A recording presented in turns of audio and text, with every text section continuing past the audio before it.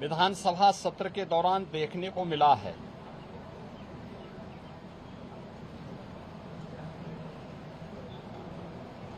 विधानसभा सत्र को हंगामे के हवाले करना, प्रदेश के युवाओं,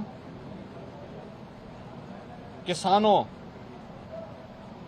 महिलाओं और गरीबों के साथ भारी अन्याय है। मानसून सत्र में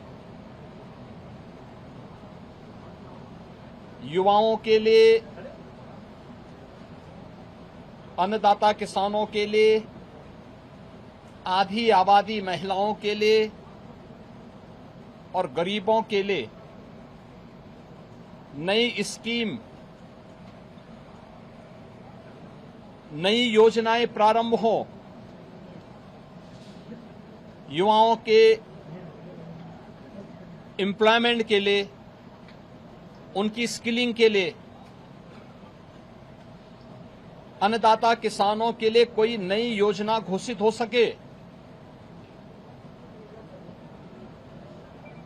गरीबों के कल्याण के लिए कुछ नए कार्यक्रम आगे बढ़ सकें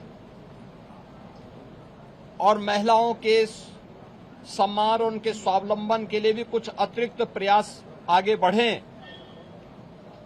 इसके लिए हम लोग 59,000 करोड़ रुपए से अधिक की अनुपूरक बजट को भी लेकर के आए थे, जिनके लिए इन सभी मदों में धनराशि की व्यवस्था भी थी। नई योजनाओं को घोषित करने के लिए चर्चा विधानसभा में हो सके, इसके लिए उन कार्यक्रमों के साथ हम लोग आए थे। लेकिन समाजवादी पार्टी के नकारात्मक रवैये के कारण युवाओं के मुद्दे पर, अन्नदाता किसानों के मुद्दे पर, महिलाओं के स्वावलंबन के मुद्दे पर या गरीबों के लिए बनने वाली वेलफेयर की अन्य स्कीमों के मुद्दे पर सदन में समाजवादी पार्टी ने कोई चर्चा नहीं होने दी। इनका ये आचरण असंवैधानिक भी है, युवा विरोधी है, किसान विरोधी है, महिला विरोधी है और गरीब विरोधी भी है। 59,000 करोड़ रुपए से अधिक का अनुपूरक बजट इन नई मांगों के साथ साथ प्रदेश के इंफ्रास्ट्रक्चर की स्ट्रेंथनिंग के लिए, एक्सप्रेस वे के नेटवर्क को और बेहतर बनाने के लिए जो माननीय जनप्रतिनिधियों ने डिमांड की थी, उसके लिए भी धनराशि का प्रावधान किया है। हमने प्रदेश के अंदर उस तबके के लिए जो अब तक प्रदेश के विकास में मजबूती के साथ लगकर के काम कर रहा था, आंगनवाड़ी, आशा वर्कर, रसोइया, ग्राम चौकीदार,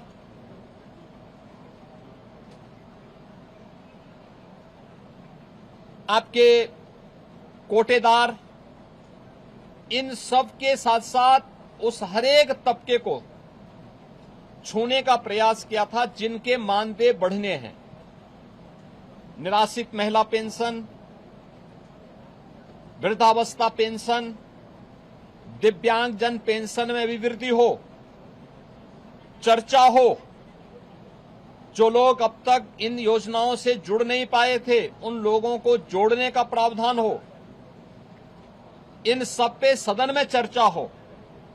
लेकिन समाजवादी पार्टी का नकारात्मक रवैया सदन में और माननीय सदस्यों के द्वारा उठाए जाने वाले इन महत्वपूर्ण मांगों को मजबूती के साथ आगे बढ़ा सके, इसमें रुकावट बनी। लेकिन उस सब के बावजूद विधानसभा ने सप्लीमेंट्री डिमांड को पारित किया है और पारित करने के साथ ही बहुत शीघ्र इन सभी तबके के लिए, मैंने जो कल भी कहा था कि उत्तर प्रदेश सरकार ने आउटसोर्सिंग कमीशन का गठन कर दिया है।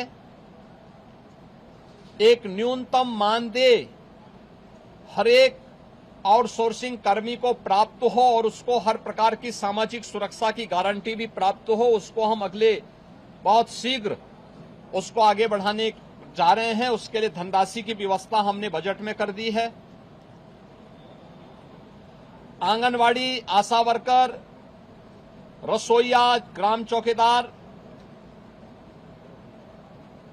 या कोठेदार, इन सब के इंसेंटिव और इनके मानदेय को बढ़ाने के लिए भी धनराशि की व्यवस्था हम लोगों ने बजट में की हुई है और उसको भी हम अब विधानसभा से बजट पारित होने के उपरांत विधान परिषद में पारित होगा। विधान परिषद से पारित होने के उपरांत फिर इस बजट को हम लोग अलग अलग कार्यक्रमों के माध्यम से उस तबके तक पहुंचाने का काम भी करेंगे।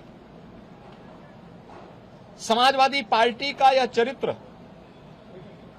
इस तबके को अपमानित करने वाला है, जो अल्प मानदेय प्राप्त करने के बावजूद प्रदेश के विकास के लिए और 25 करोड़ जनता जनार्दन की सेवा के लिए पूरी प्रतिबद्धता के साथ कार्य कर रहे हैं।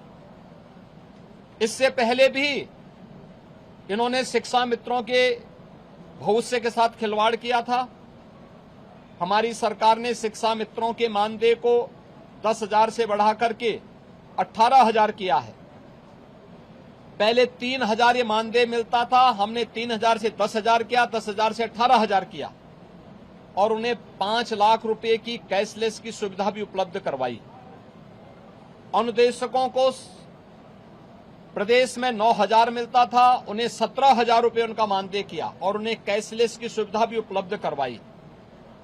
बेसिक, माध्यमिक, उच्च शिक्षा से जुड़े हुए जितने भी शिक्षक हैं, इनके मानदेय को इनको कैशलेस की सुविधा उपलब्ध करवाई। अन्य तमाम तबके के लिए बेहतरीन स्कीम को लेकर के, योजनाओं को लेकर के हम सप्लीमेंट्री डिमांड्स में आए थे और इन सब के साथ साथ सामाजिक न्याय के लिए अपना जीवन समर्पित होने वाले उन सभी महापुरुषों के लिए, जिनमें बाबा साहब भीमराव अंबेडकर हैं, जिनमें महर्षि वाल्मीकि जी हैं, संत शिरोमणि सदगुरु रविदास जी महाराज हैं, सामाजिक न्याय के पुरोधा के रूप में और महिला शिक्षा का पुरजोर समर्थन करने वाले संत ज्योतिबा फुले हैं, साहू जी महाराज हैं। इन सभी लोक माता अहिल्याबाई होलकर जी हैं। इन सब के बारे में भी हम लोगों ने इस बजट में चूंकि प्रावधान किया है 407 करोड़ रुपए उनकी मूर्तियों पे छाजन लगाने और सुरक्षित पार्क के लिए, बाउंड्री वाल के लिए इतनी धनराशि की व्यवस्था इस सप्लीमेंट्री डिमांड्स में थी, वह न पास हो, इसके लिए समाजवादी पार्टी ने लगातार सदन की कार्रवाई को बाधित किया, लगातार व्यवधान पैदा करने का लगातार प्रयास किया। लेकिन इनके व्यवधान के बावजूद सप्लीमेंट्री डिमांड्स विधानसभा से पारित हुई है। विधानमंडल से पारित होने के उपरांत ये सभी कार्य तय सीमा के अनुरूप आगे बढ़ेंगे और सामाजिक न्याय के सभी पुरोधाओं को, सभी महापुरुषों को भी सम्मान मिलेगा। समाजवादी पार्टी के दोहरे चरित्र के खिलाफ, जो दलित विरोधी है, पिछड़ा विरोधी है, युवा विरोधी है, किसान विरोधी है, महिला विरोधी है, गरीब विरोधी है, इन सब चेहरे का उजागर आज उत्तर प्रदेश सदन ने किया है कि इन लोगों का चेहरा और लोकतांत्रिक और संवैधानिक और इस पूरे तबके के साथ अन्याय करने वाला रहा है, अनर्थ करने वाला रहा है। समाजवादी पार्टी के इस अलोकतांत्रिक और संवैधानिक व्यवहार को, जो शर्मनाक व्यवहार लगातार सदन में देखा गया है, हम इसकी निंदा करते हैं और प्रदेशवासियों को इस बात के लिए आश्वस्त करते हैं कि डबल इंजन की एनडीए सरकार ने पिछले 9-9.25 वर्ष के अंदर जिस प्रतिबद्धता के साथ समाज के प्रत्येक तबके के हितों के लिए कार्य किया है, उसी प्रतिबद्धता के साथ यह अभियान बिना रुके, बिना डिगे, बिना थके आगे बढ़ेगा। बहुत बहुत धन्यवाद।